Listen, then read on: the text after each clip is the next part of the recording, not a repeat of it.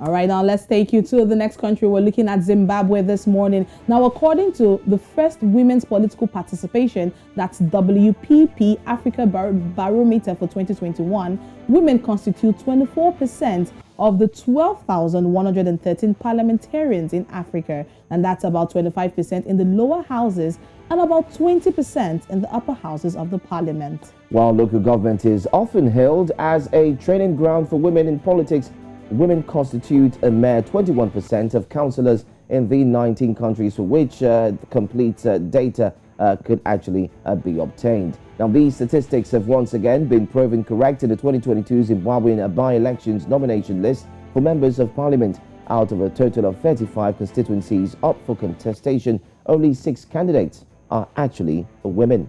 Now, this brings a lot of question about what the women's group have been doing all along. I mean, it makes people wonder that why is there still such low number of women participation in governance, especially in 2022. Now, this is not just only for Zimbabwe alone. It even happens right here in Nigeria. Now, if you look at the percentage or the ratio of female to male in politics right now in the House of Assembly, as senators, as commissioners, the ratio is almost negligible when you're looking at the women in politics in the country. So it is a big challenge in Africa, and a lot of people are coming out to say something about it.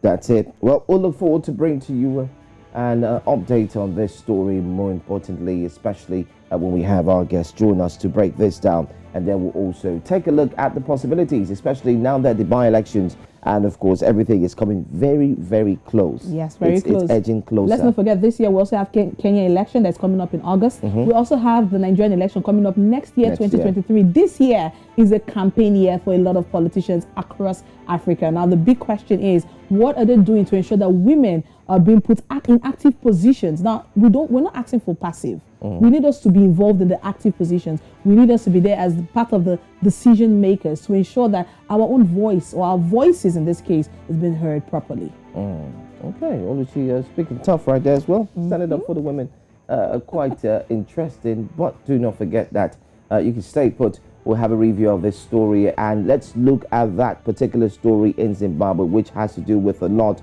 of participation in politics, particularly that which has got to do with the women. Well, joining us to talk about that story, we do have Patricia Muganhiri, Programs Coordinator at the Women in Law in Southern Africa. Patricia, it's good to have you this morning. Thank you for making time out to be here. Where are women's groups and campaigns for increased women participation in politics and governance going wrong? I mean, you have women groups who have been campaigning for women participation, and you would expect that in 2022 there would be a better presentation or representation. What's going on?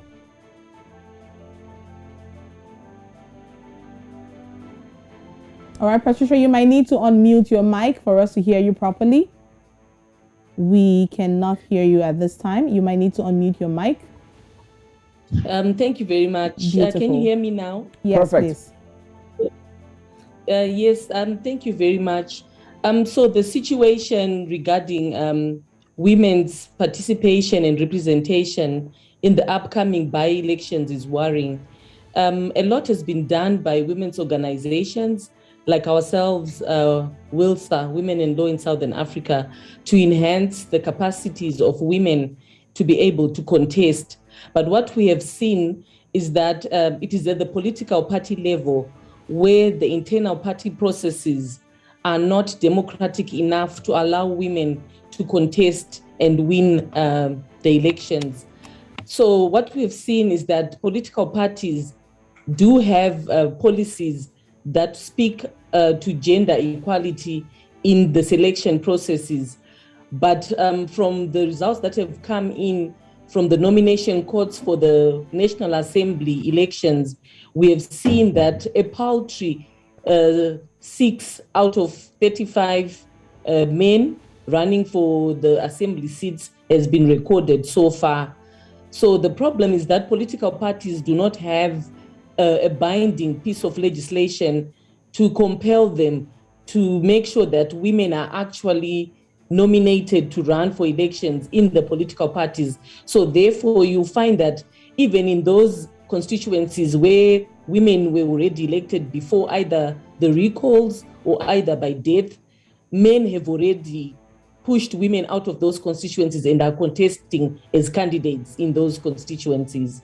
So women's organizations are continuing to push for electoral reforms that will ensure that there is legislation which binds political party to adhering and making sure that women are actually nominated at party internal processes and then compete for elections nationally.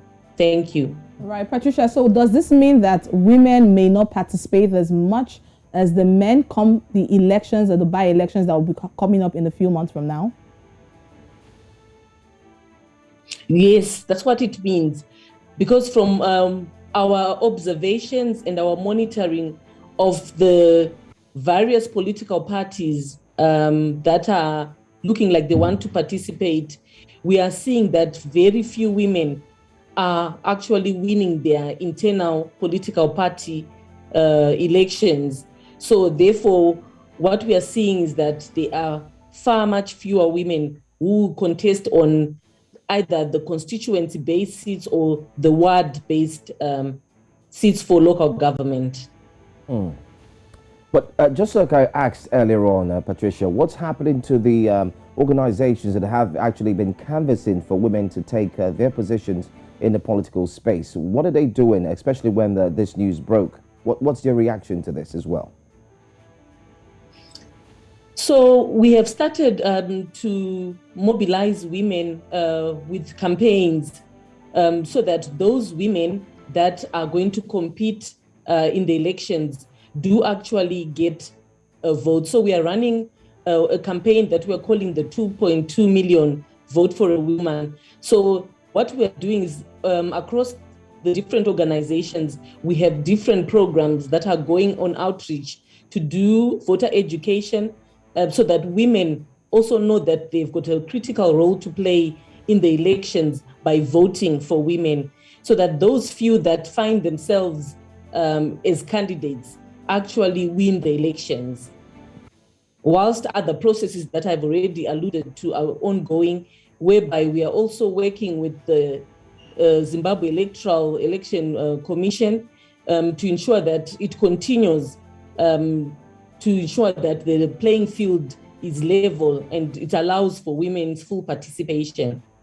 All right. Thank you so much, Patricia Muganhiri, Programs Coordinator at the Women and Law in Southern Africa. We're hoping and we're quite hopeful that the women who already participating in politics will get into their rightful position and do the right thing to represent the women. Thank you once again.